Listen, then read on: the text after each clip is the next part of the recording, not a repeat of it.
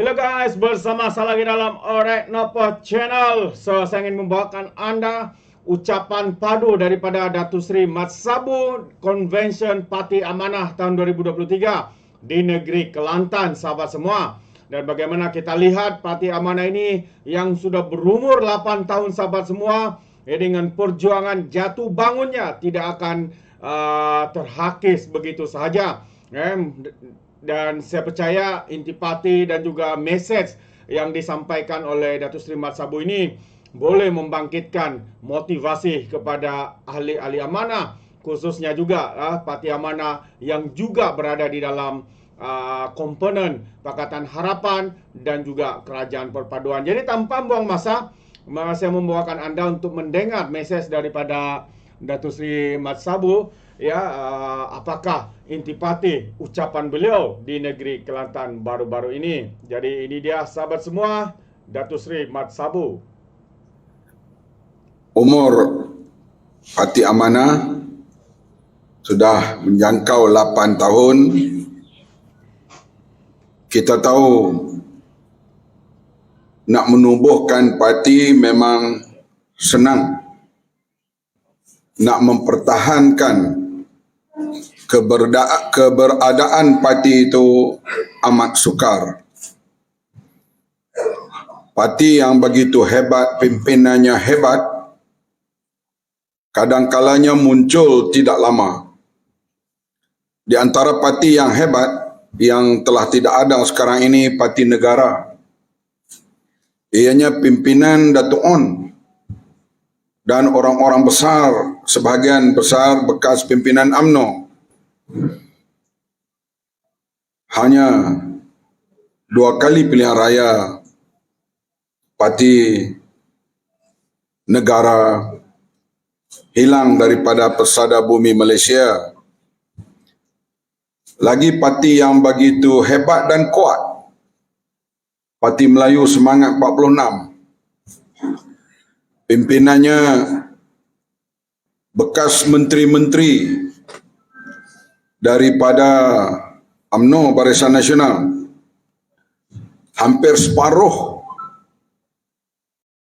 MKT UMNO berada dalam 46. Pimpinan-pimpinan bertaraf nasional hanya bertahan 2 kali pilihan raya. Saya ambil contoh 2 parti besar itu.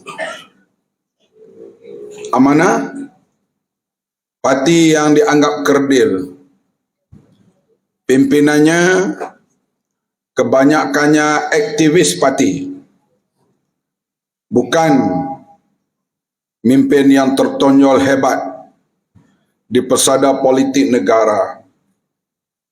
Gabungan aktivis parti ini berbincang, termasuk beberapa NGO. Akhirnya lahirlah Parti Amanah yang peresmiannya diresmikan pada 16 September. Oleh itu saya sebut sekali lagi, nak menubuhkan parti tidak begitu payah. Tapi nak mempertahankannya, keberadaannya itu adalah sukar. Kita akui dalam parti selalunya ada beza pandangan. Berbeza pandangan sebenarnya adalah satu kerahmatan.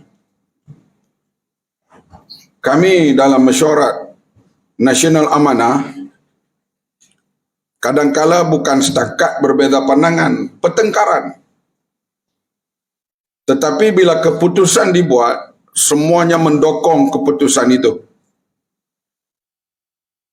Dalam mesyuarat kadang-kalanya patutnya yang bercakap seorang. Kadang 4 orang bangun bercakap. Saya sebagai pengurusi tak tahu nak dengar yang mana. Macam bergaduh. Tetapi setia dan bersama mendukung keputusan-keputusan parti. Berbeza pandangan adalah perkara biasa. Orang ni kata pendekatan begini, orang ni kata pendekatan begini. Tetapi semuanya mendukung amanah rahmatan lil alamin. Elakkan kita menyumpah satu golongan atau melaknat satu golongan. Kalau ada tren itu menjelma dalam sebuah parti, ianya tidak baik. Contohnya pada Muktamar PAS yang ke-14 saya di Batu Pahat, sudah ada doa melaknat, doa kita kata mengecam satu pihak yang lain yang dianggap tidak sebulu dengan mereka. Dan tren itu sedikit sebanyak sekarang mula melanda amanah.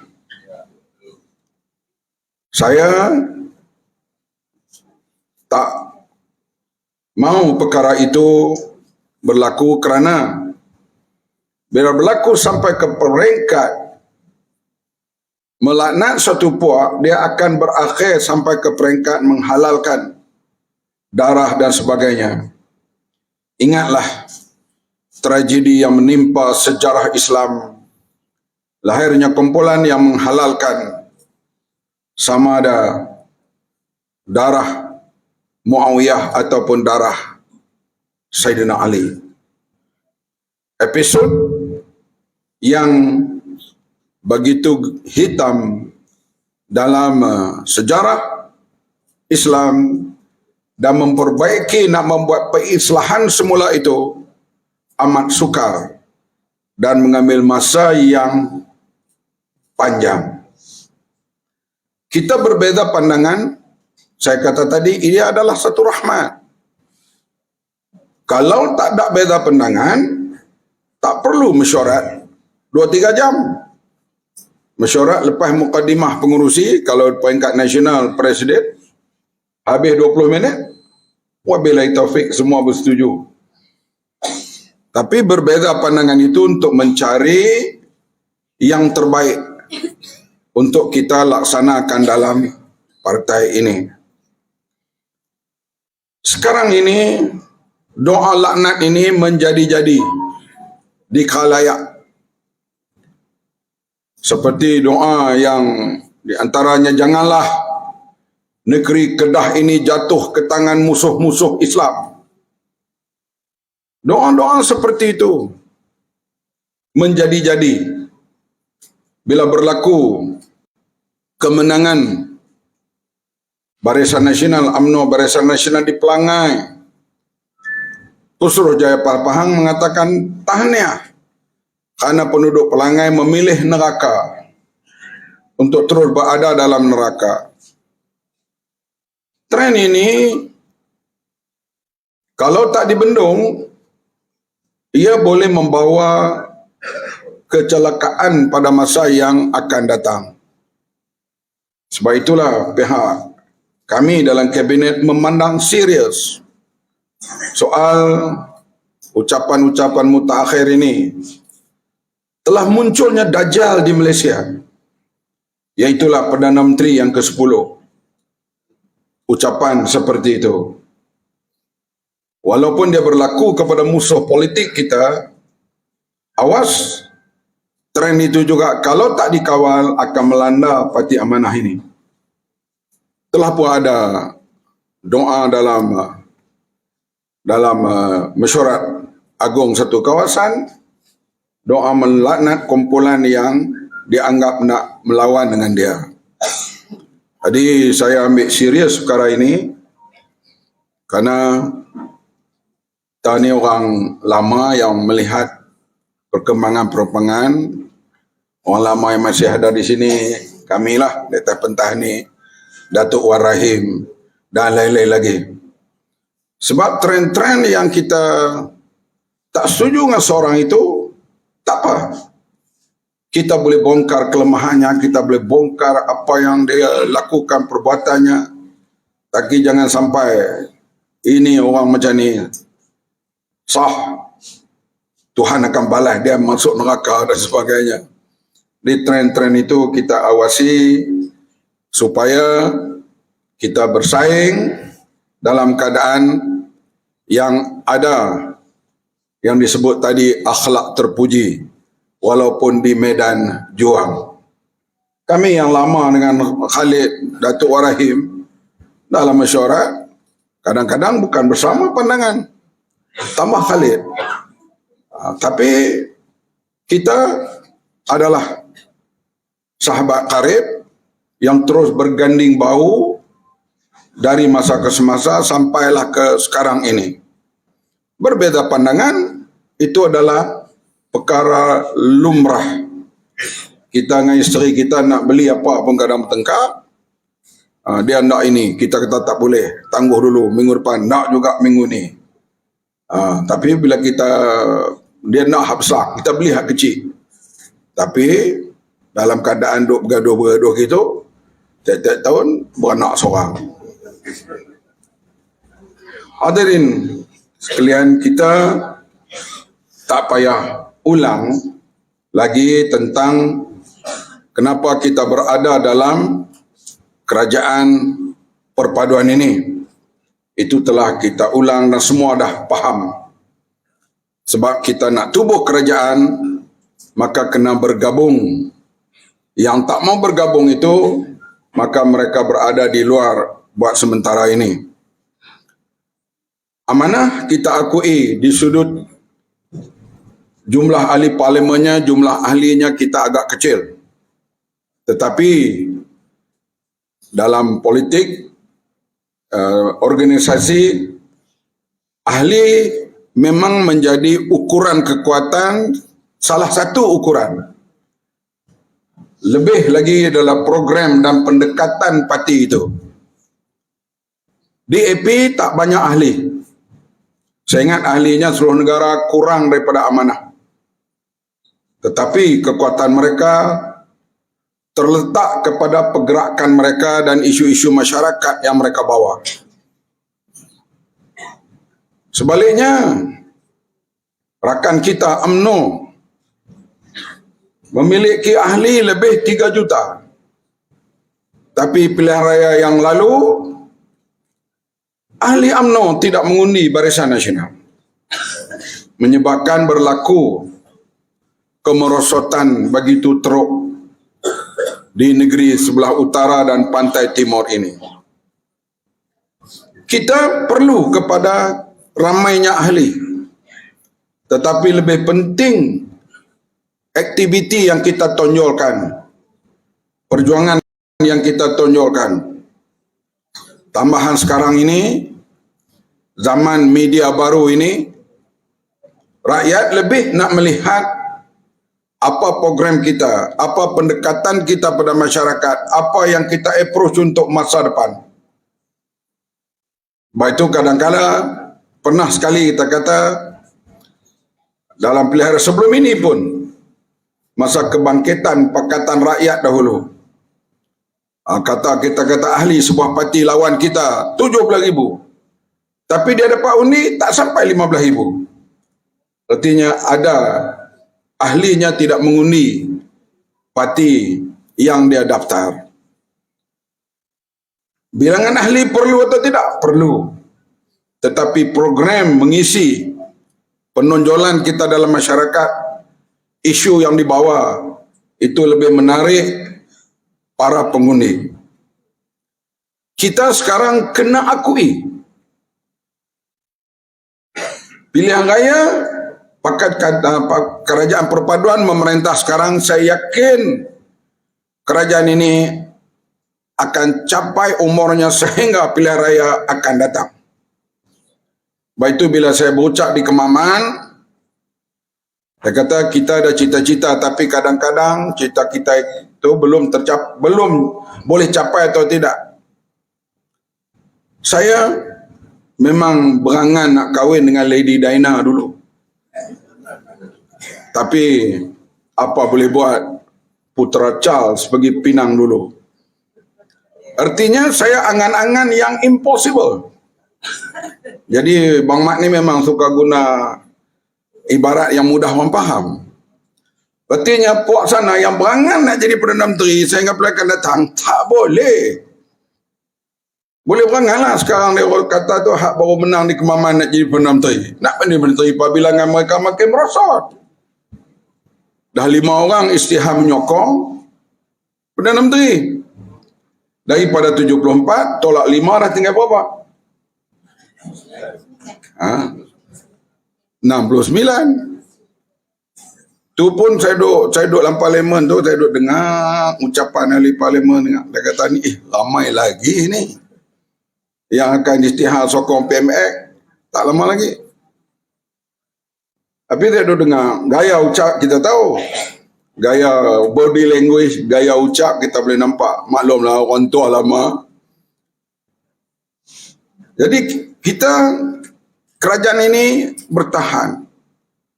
Boleh dah kerajaan perpaduan ni menang pilihan akan datang? Saya cakap boleh. Sebab kita ada vote bank.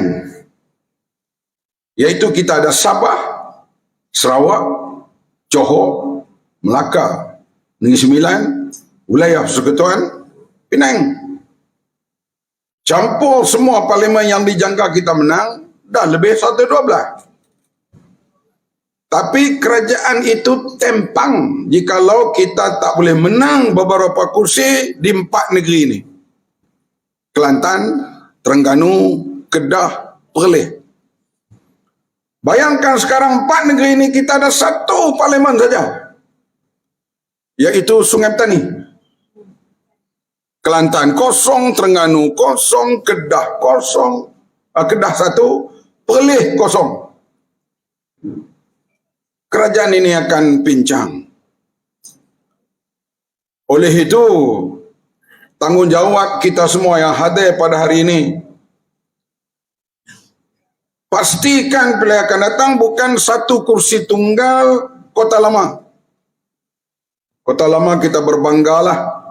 Seluruh Pantai Timur ni kita ada 1 saja yang berhormat kita, Dr. Faizah. Hafizah. Selalu namanya di bibir. Hari ini saya silap.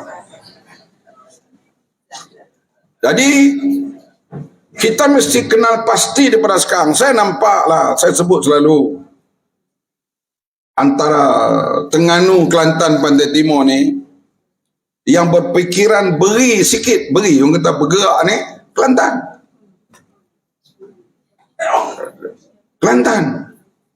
Oleh itu persiapan mesti dibuat daripada sekarang, mengenal pasti kursi-kursi yang kerajaan perpaduan boleh menang. Pertama sekali bila kita campur antara PH dengan BN, di mana yang lebih ataupun hampir-hampir dengan PN, dan perpaduan antara kita, antara kerajaan perpaduan. Saya berterima kasih, saya berucap dalam mesyuarat baru ni dengan pimpinan BN dan pimpinan PH, saya berterima kasih UMNO turun habis-habisan dalam kempen pilihan raya di Johor, Pulai dan Simpang Jeram. Jangan tepuk lagi. Saya tak berpuas hati PH turun bantu BN di Kemaman. I'm not satisfied.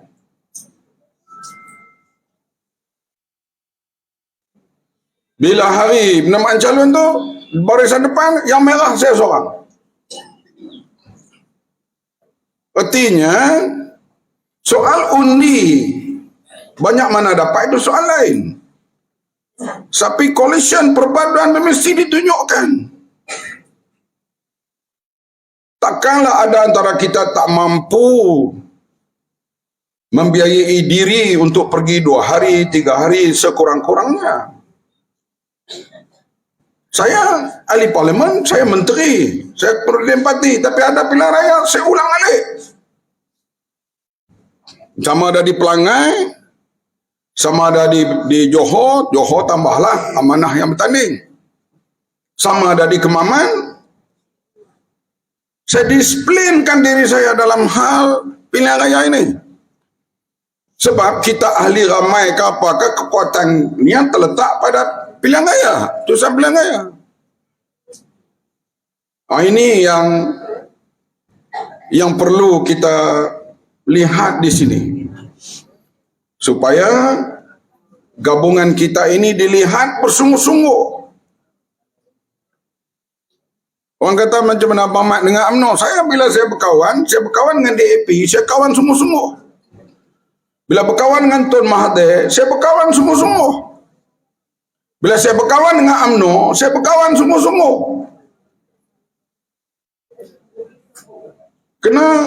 Sebab kita dah terima coalition ini, kita kena bersama.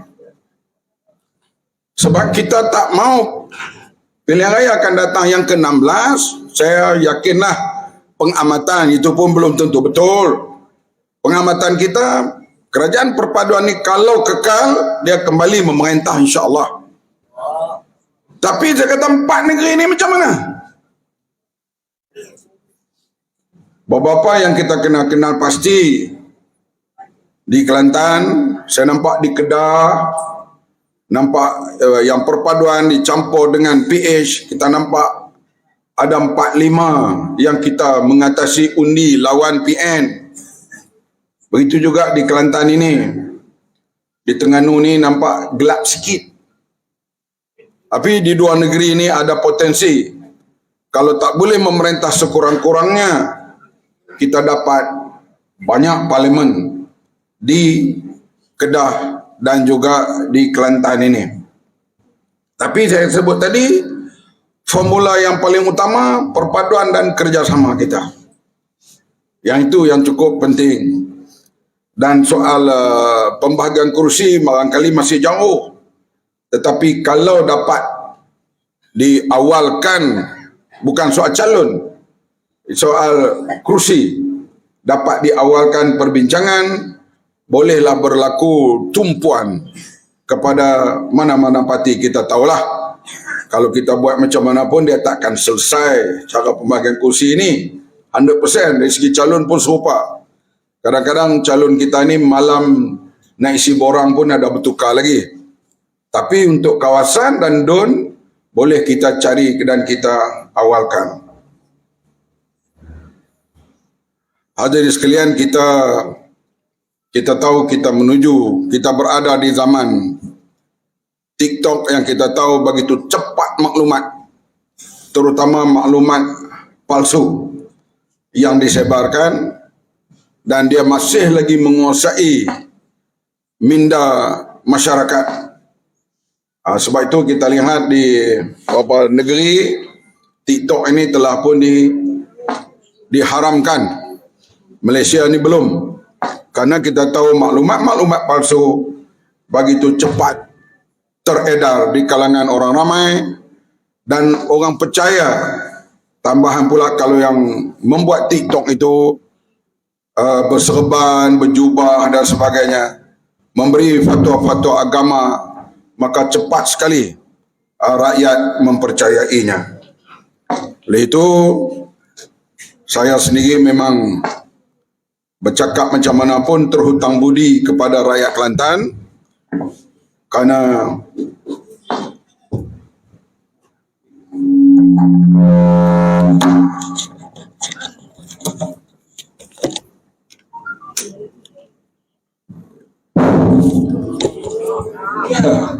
kerana 2 penggal mewakili Kelantan sebagai wakil rakyat di sini, Nilampuri dan Kubang Krian. Oleh itu, kemanapun, Kelantan ini di antara tempat yang tetap menjadi kenangan dan juga tempat kita beroperasi dahulu dan juga sekarang. Saya berbangga bila kita dapat lahirkan 1 kursi di Kota Lama. Tapi 1 kursi itu tak cukup, dia tak ada kawan dalam parlimen, dalam Dewan Undangan Negeri. Kawan adalah seorang daripada mana? Galas daripada UMNO dan juga daripada Amanah.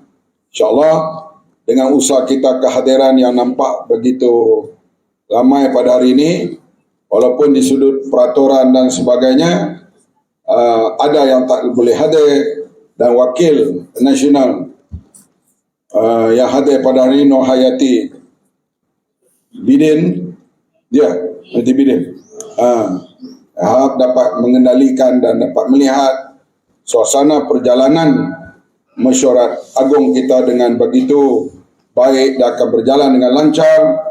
Memang di antara beberapa negeri di pantai barat, di sebelah pantai timur ni kita mengharap begitu tinggi kepada negeri Kelantan untuk kerajaan perpaduan. Saya yakin di kalangan UMNO pun sama berfikiran begitu, dan mereka tak boleh berada dalam keadaan sebegini rupa. Dan untuk di negeri Kelantan, Terengganu, Kedah, Perlis ini, kadang-kadang kita kata kalau kita nak tawan semula negeri ini, amanah kena kuat, UMNO kena pulih. Jadi UMNO amanah kena kuat, kena macam kehadiran hari ini, alhamdulillah kena kuat, UMNO kena pulih. Kalau kekuatan itu dapat, pemulihan itu insya-Allah dalam 3-4 tahun lagi bersama dengan PH, iaitu Amanah dan Keadilan, dan juga DAP di Kelantan ini, insya-Allah kita boleh buat suatu comeback dalam politik negeri Kelantan ini, insya-Allah. Yakinlah bahawa kita berupaya lakukan, dan perbezaan pendapat antara kita teruskan. Cuma saya berpesan, jangan melaknat satu sama lain. Kalau kita kata jangan ada lagi beza pendapat, itu bukan parti politik. Tapi jangan kita sampai ke peringkat melaknat kumpulan ini, itu memberi kesan yang buruk kepada parti dan juga kepada masyarakat. Itulah saja ucapan pada hari ini dengan lafaz Bismillahirrahmanirrahim. Siru ala barakatillah. Saya dan kita semua meresmikan Konvensyen Parti Amanah Negara Negeri Kelantan. Wabillahi taufiq wal hidayah. Wassalamualaikum warahmatullahi wabarakatuh.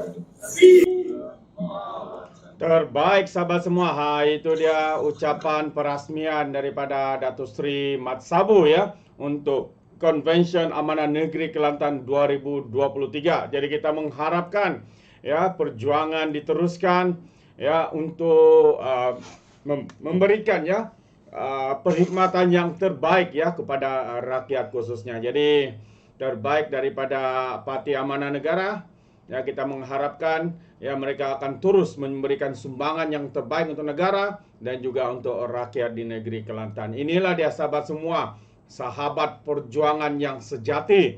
Jatuh bangun Datuk Seri Anwar Ibrahim, mereka tetap bersama. Terbaik Datuk Seri. Jadi sampai di sini saja. Sekiranya anda mau berikan sebarang komen, pandangan, anda boleh berikan komen anda di dalam ruangan komen. Jadi izinkan saya untuk mengundurkan diri. Dan seperti biasa, peribahasa mengatakan, tak apa pun kangkap, 2 ton keinginan. Dalam bahasa Melayunya, tepuk dadah, tanya selera. Sekian daripada Alright Nampak Channel. Kita berjumpa lagi. Bye-bye.